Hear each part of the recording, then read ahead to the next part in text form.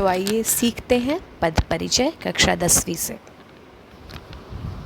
नमस्ते बच्चों, आज की कक्षा में हम सभी कक्षा 10वीं के हिंदी व्याकरण के विषय पद परिचय को सीखने व जानने का प्रयास करेंगे। उम्मीद करती हूँ आप सभी अपने घरों पर स्वस्थ हैं, सुरक्षित हैं और परिश्रम पूर्वक अपने कार्यों को दिल लगाकर कर रहे हैं। तो इस वीडियो के माध्यम से हम जानेंगे कि पद परिचय, पद किसको कहते हैं, पदों के कितने प्रकार होते हैं और उनका परिचय देने के लिए किन किन विशेष अवयवों का ध्यान रखना होता है। तो आइए सीखते हैं पद परिचय को कुछ सरल उदाहरणों एवं सरल भाषा के माध्यम से। धन्यवाद।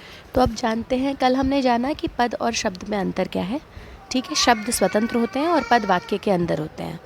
अब इसके बाद हम जानेंगे कि पद परिचय क्या होता है। मैंने कल बताया था कि जैसे हम अपना परिचय देते हैं वैसे ही पद का परिचय देना होता है। व्याकरणिक परिचय से तात्पर्य क्या है कि वाक्य में उस पद की स्थिति बताना, उसका लिंग, वचन, कारक तथा अन्य पदों के साथ उसका संबंध बताना। जैसे मेरा नाम राहुल है, मैं जयपुर में रहता हूँ, मैं आदर्श विद्यालय में पढ़ता हूँ, मुझे खेलना पसंद है। तो इस प्रकार के जो शब्द हैं, वाक्य हैं, इनमें जो पद हैं उनका परिचय कैसे देते हैं, आइए उदाहरण से समझते हैं। अब है उदाहरण था, राहुल विद्यालय में पढ़ता है, राहुल आदर्श विद्यालय में पढ़ता है। तो अब राहुल, जो इस पूरे वाक्य में जितने भी पद प्रयुक्त हैं, शब्द प्रयुक्त हैं, वो सब क्या हैं, पद हैं। अब यहाँ पे राहुल का पद परिचय एक उदाहरण के तौर पे समझते हैं। राहुल क्या है, एक व्यक्तिवाचक संज्ञा है, पुल्लिंग है, एक वचन है और कर्ता है। ठीक है, पुल्लिंग है, एक वचन है और इसमें अधिकरण कारक है। में जो है वो अधिकरण कारक का है, हमें दिख रहा है। ऐसे ही अभी मैं इसको एक्सप्लेन करूँगी। पढ़ता है जो वो है सकर्मक क्रिया है। ठीक है, अब जो है पद है वो 5 प्रकार के होते हैं। उनमें से जो पद, कोई भी ना, हमें जब पद परिचय समझना है तो हमें ध्यान रखना, या तो वो संज्ञा होगा, या वो सर्वनाम होगा, या वो विशेषण होगा, या वो क्रिया होगा, या फिर वो अव्यय होगा। इसमें अव्यय के कई प्रकार होते हैं। ठीक है, इन सभी पदों का परिचय देते समय अब हमें कुछ बिंदुओं का ध्यान रखना है। आइए संज्ञा को समझते हैं। संज्ञा का जब हम पद परिचय देंगे तो निम्नलिखित पहलुओं की जानकारी देंगे। पहले तो संज्ञा के भेद, जैसा कि कल आप सब ने बताया था, व्यक्तिवाचक, जातिवाचक, द्रव्यवाचक, समूहवाचक और भाववाचक। ठीक है, इसको हमने कल एक्सप्लेन किया था। इसके बाद जब अगर हमें पता चल गया कि जो शब्द है वो इनमें से कौन सा संज्ञा का भेद है, उसके बाद उसमें क्या देखना है कि उसका लिंग कौन सा है, उसका वचन कौन सा है।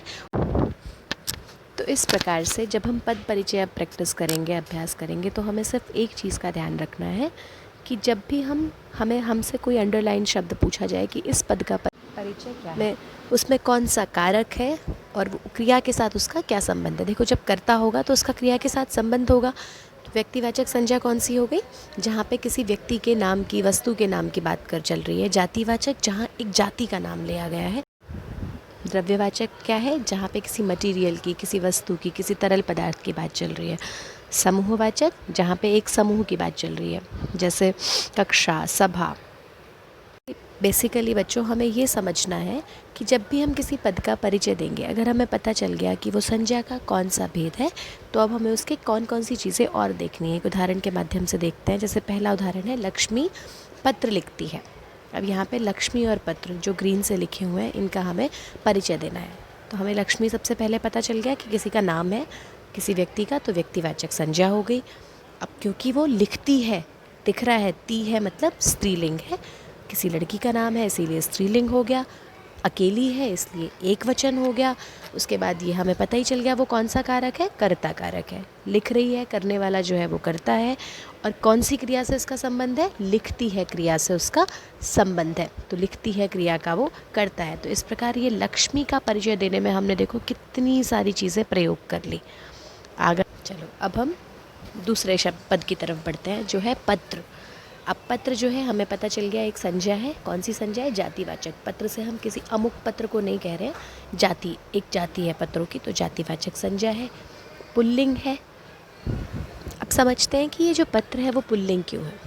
क्योंकि हम क्या कहते हैं, पत्र लिखना है, पत्र लिखनी है नहीं कहते। तो जब भी आप देखेंगे कि लिंग पहचानना है, क्योंकि मैंने कहा पद परिचय में नपुंसक लिंग नहीं के बराबर प्रयोग होता है, तो जिस भी चीज़ के लिए आप ता है यूज़ करते हैं वो पुल्लिंग हो जाएगा, और जिस भी चीज़ के लिए आप ती है यूज़ करते हैं वो स्त्रीलिंग हो जाएगा। तो पत्र पुल्लिंग है, एक है, इसलिए अब अकेला पत्र लिख रहे हैं इसलिए एक वचन है, और कर्म कारक क्यों है? क्योंकि लक्ष्मी कर्ता हो गई, लिखना उसकी क्रिया हो गई, और वो जो करेगी वो क्या है? कर्म है, इसलिए ये कर्म कारक हो गई।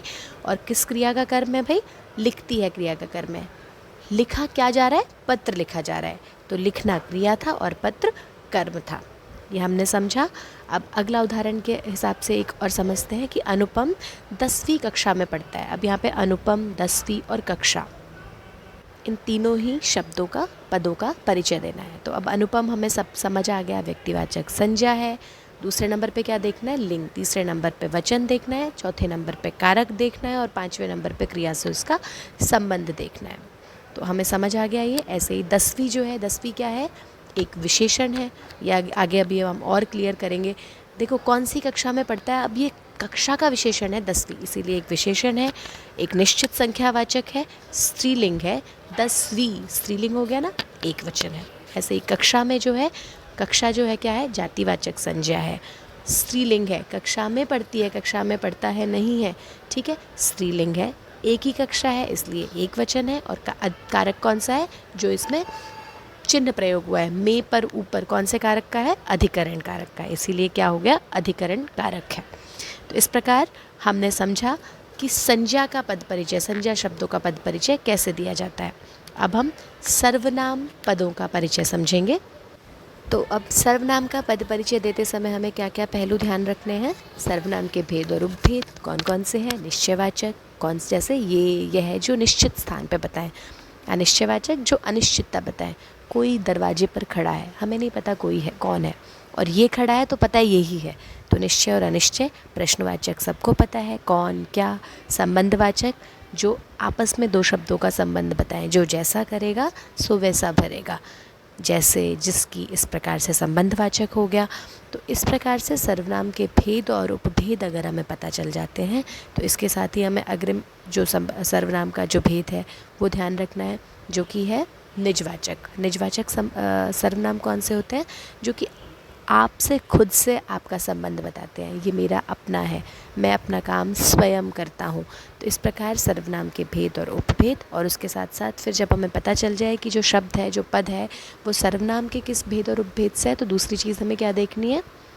एब्सोल्युटली राइट, कौन से लिंग का है, कौन से वचन का है, किस कारक का है, कौन सा कारक का चिन्ह प्रयोग हुआ है, और कर्ता के साथ उसका क्या संबंध है।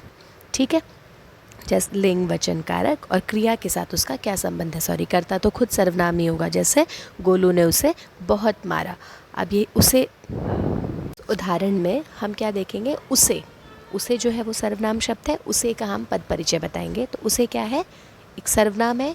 कैसा सर्वनाम है? पुरुषवाचक सर्वनाम है, क्योंकि किसी को मारा, इट मीन्स किसी पुरुष के बारे में बात हो रही है, पुरुषवाचक हो गया ना। पुरुष में भी कौन सा पुरुष है? देखो, मैंने खुद को मारा तो उत्तम पुरुष हो जाता, मैंने तुम्हें मारा तो मध्यम पुरुष हो जाता, उसे मारा तो उसे किसका है? अन्य पुरुष का है।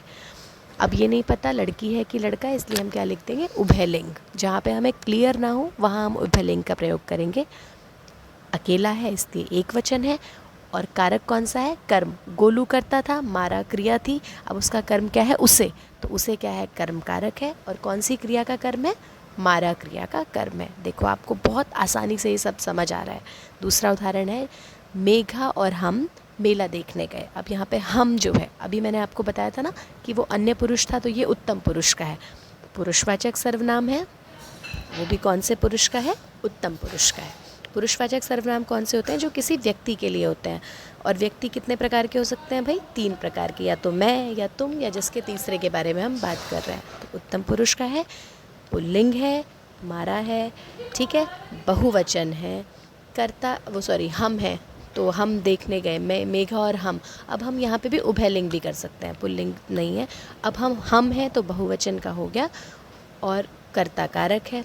हम दोनों कर्ता हो गए ना, क्या करने जा रहे हैं? देखने जा रहे हैं, तो कर्ता कारक है, और देखने गए क्रिया का कर्ता है। तो बहुत ही आसानी से हमें बच्चों संज्ञा और सर्वनाम के किस प्रकार से पदों का परिचय करते हैं समझ आ गए। दोबारा से बता दूं, सबसे पहले हमें देखना है कि किसका भेद है, वो संज्ञा का है या सर्वनाम का है, कौन सा भेद है। और जब वो क्लियर हो जाए तो उसके बाद 4 चीज़ें देखनी है: लिंग, वचन, कारक और क्रिया से उसका क्या संबंध है, और अगर क्रिया है तो कर्ता से उसका क्या संबंध है।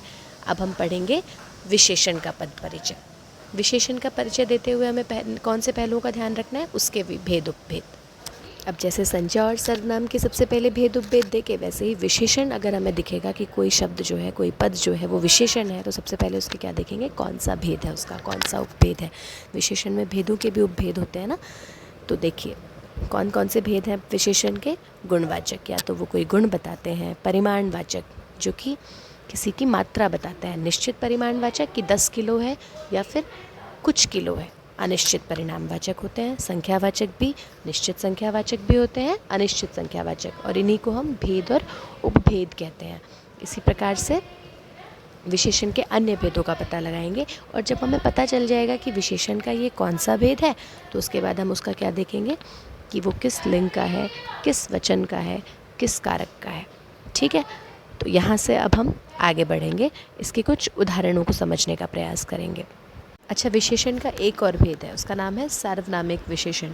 अब हम इसको एक उदाहरण के माध्यम से समझेंगे। जैसे उदाहरण है, आदित्य बहुत शैतान लड़का है। अब ये जो बहुत और शैतान है, इन दोनों का हमें पद परिचय बताना है। अब जैसे साफ साफ पता चल रहा है कि भाई आदित्य की बात चल रही है और वो एक लड़का है। अब वो कैसा लड़का है, इट मीन्स वो उसकी विशेषता है। तो ये क्लियर है कि ये विशेषण से के भेद है। अब बहुत का विशेषण क्या है कि वो प्रविशेषण है, क्योंकि शैतान जो है वो विशेषण है और शैतान में भी बहुत शैतान है, तो ये प्रविशेषण हो गया। जब विशेषण का भी विशेषण हो तो उसे प्रविशेषण कह देते हैं हिंदी में, तो प्रविशेषण है। अब क्योंकि एक लड़के की बात चल रही है तो पुल्लिंग है, एक ही है इसलिए एक वचन है। अब कर्म कारक क्यों है, जब भी कर्ता और क्रिया के बीच की जो कोई चीज़ है वो क्या है, कर्म कारक है, तो ये कर्म कारक है। और कौन से, शैतान का विशेषण है, तो ये हो गया बहुत का विशेषण, बहुत का पद परिचय। अब हम करते हैं शैतान का। शैतान कैसा विशेषण है, चलो शैतान का पद परिचय देखते हैं। शैतान आप सबको समझ आ गया कैसा विशेषण है, भाई किसी का गुण है, तो गुणवाचक विशेषण है।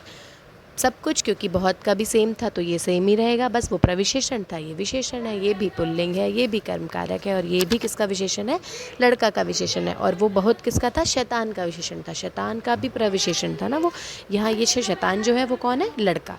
तो इस प्रकार हमें विशेषण तक के सारे पद परिचय समझ आ गए। अब आपको क्या करना है, एक नोटबुक लेनी है। संज्ञा, सर्वनाम और विशेषण, इन 3 पदों के प्रयोग वाले 10-10 वाक्यों का प्रयोग करना है और उनका पद परिचय करना है। आपको यकीन मानिए बहुत ही आसानी के साथ पद परिचय हमेशा के लिए आ जाएगा।